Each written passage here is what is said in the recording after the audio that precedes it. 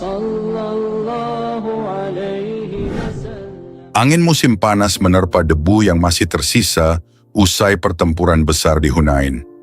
Kaum muslimin berkumpul di Ja'ronah, memandangi onta, kambing, dan perak yang tersusun menunggu pembagian. Sebagian tampak puas, sebagian lain masih larut dalam euforia kemenangan, dan tak sedikit yang menunggu giliran dengan hati penuh harap.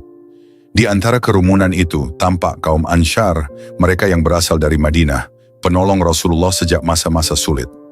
Sebelum ini, mereka berjuang mati-matian menghadapi pertempuran, bahkan menjadi barisan pertama yang menanggapi panggilan Abbas di Hunain saat pasukan terpecah. Namun, pada pembagian ghanimah harta rampasan perang, mereka justru melihat sebagian tokoh mu'allaf dan orang-orang yang dulu sempat lari dari medan perang malah mendapat bagian besar. Semula, kaum Ansyar mencoba membungkam suara hati mereka. Mereka mengingat betapa Nabi memiliki alasan untuk memberi banyak harta kepada orang-orang yang baru masuk Islam, menarik hati mereka agar teguh dalam iman. Akan tetapi lama-lama bisik-bisik tak terelakkan. Suatu siang beberapa di antara Ansyar, pemuda dan orang tua, berkumpul di pinggir kemah, masing-masing menggenggam sisa persediaan air mereka. Seorang pemuda Ansyar wajahnya menampakkan kekecewaan. "Saudara-saudara, tidakkah kalian melihat kita yang menanggapi seruan Abbas waktu itu dengan cepat berbaris ke samping Rasulullah ketika pasukan lain tercerai-berai? Tapi mengapa harta rampasan ini banyak jatuh ke tangan mereka yang bahkan kabur terlebih dulu?" Orang tua Ansyar memandang langit, menarik napas. "Aku juga heran, tiba-tiba Abu Sufyan, Sofwan bin Umayyah, Hakim bin Huzam dapat ratusan onta. Sementara kita, kadang hanya dapat sebagian kecil saja. Padahal tanpa kita, siapa yang menyongsong Rasulullah di awal hijrah?" Hening meliputi mereka. Ada rasa sedih yang menggelayut, tidak serta-merta cemburu pada harta, tapi lebih pada perasaan, apakah jasa kami dilupakan? Pemuda Ansyar lain berbicara lebih pelan, seakan takut didengar. "Aku yakin Rasulullah punya alasan, tapi hati ini tetap perih. Mengapa kami seolah terpinggirkan?" Kata-kata itu mengandung isak tersembunyi. Sementara di sekitar mereka, tampak keriuhan orang-orang Badui yang minta bagian, serta para mu'allaf yang menenteng onta dan kambing dengan bahagia. Kaum Ansyar yang senantiasa setia sejak perang Badar hingga Hunain justru merasa dikesampingkan. Rupanya, bisik-bisik itu sampai juga ke telinga Rasulullah. Suatu sore ketika matahari hendak terbenam di atas padang Ja'ronah, Nabi menerima laporan dari seseorang yang tak ingin melihat kaum Ansyar larut dalam kekecewaan. Perasaan prihatin pun menyelimuti hati Rasulullah. Seorang sahabat menyampaikan dengan hati-hati, "Wahai Rasulullah, saya mendengar kaum Ansyar berbisik. Mereka merasa tak mendapat bagian memadai. Mereka sempat bertanya, mengapa kami yang menolong dan menjemput hijrah malah kurang diperhatikan?" Nabi menunduk beberapa saat, menarik napas panjang. Beliau yang begitu mencintai kaum Ansyar, tak ingin ada kegelisahan yang merongrong ukhuwah Islam. Beliau pun memerintahkan Abu Sa'id Al-Khudri untuk mengumpulkan seluruh Ansyar di satu tempat, tanpa melibatkan suku lain, agar beliau bisa berbicara secara terbuka. Rasulullah pada Abu Sa'id Al-Khudri, "Kumpulkan mereka di tempat yang lapang. Jangan biarkan siapapun selain mereka berada di sana. Aku akan menemui mereka."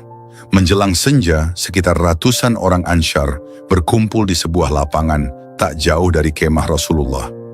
Suasana hati mereka masih dibayangi pertanyaan, apa sebenarnya yang terjadi?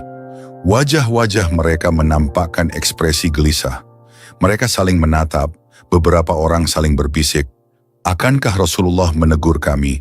Lalu Rasulullah datang. Wibawa beliau yang selalu tenang tak membuat perasaan Ansyar surut. Justru, semakin tampak kesedihan di mata mereka. Mereka mencintai Nabi, tapi juga sulit menepis perasaan terabaikan. Begitu beliau tiba di tengah kerumunan, sunyi seketika menyelimuti. Hanya suara angin gurun yang sesekali bertiup menyingkap debu-debu halus. Rasulullah mulai bersabda, nada lembut namun menggugah. "Wahai kaum Ansyar, ku dengar ada yang merasa tersisih. Ada bisikan-bisikan tentang pembagian harta rampasan. Benarkah demikian?" Tak ada yang langsung menyahut. Beberapa menunduk, ragu mengakui, hingga akhirnya seorang perwakilan Ansyar memberanikan diri maju selangkah. Perwakilan Ansyar menunduk, suaranya sedikit gemetar. "Wahai Rasulullah, kami yang khilaf. Tetapi perasaan ini muncul ketika melihat kami yang menjemputmu kala hijrah, setia di peperangan, namun kini bagian kami tampak kecil. Adapun mereka yang dulu mundur dari Hunain, justru menerima bagian besar." Napasnya tersengal menahan Ishak, rasa malu tercermin di wajahnya, tapi gejolak batin membuatnya harus bicara. Rasulullah menatap kaum Ansyar dengan tatapan syarat kasih. Beliau mengerti bagaimana pengorbanan mereka sejak awal hijrah, bagaimana mereka merelakan rumah dan harta bagi para muhajirin. Rasa haru pun membuncah di dada beliau.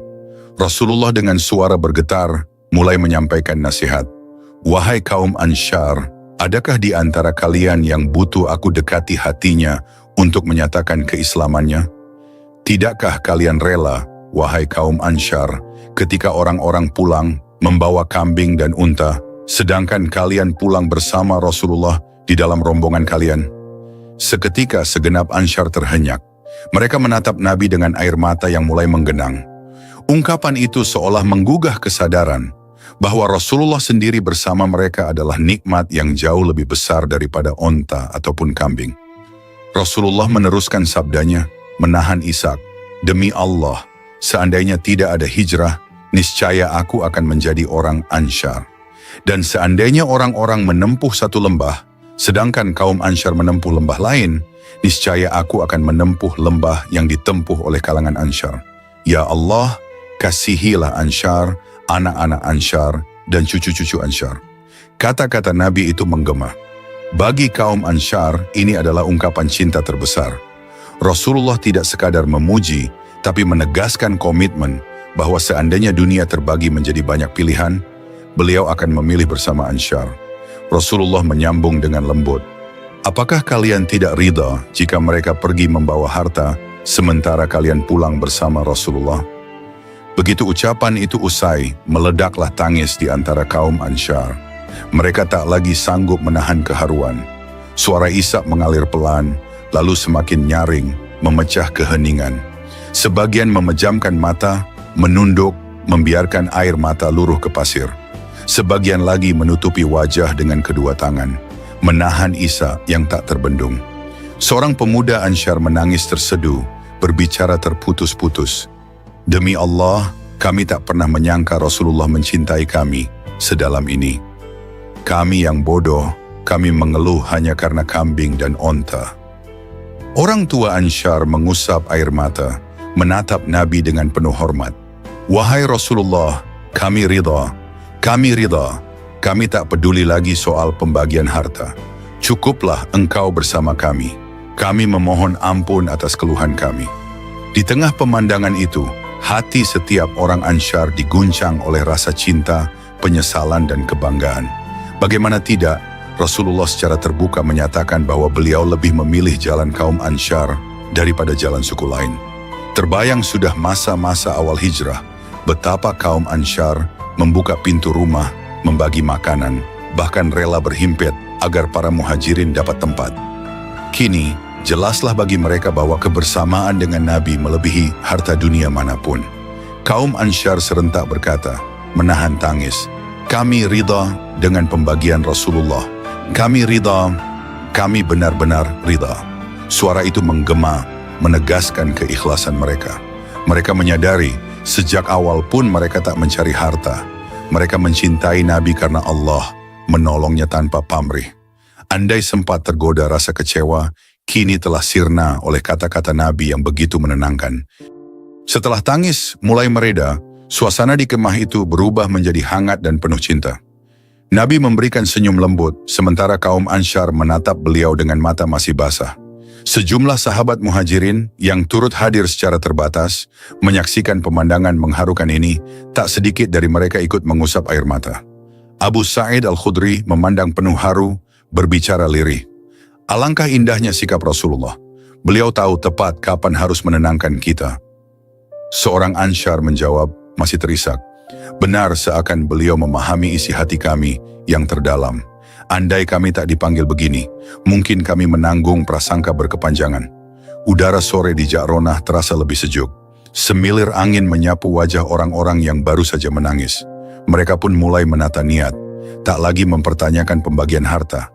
Malah, mereka berterima kasih karena takdir membuat mereka dapat menampung Rasulullah di kota Madinah, tempat hijrah yang kini menjadi pusat cahaya Islam.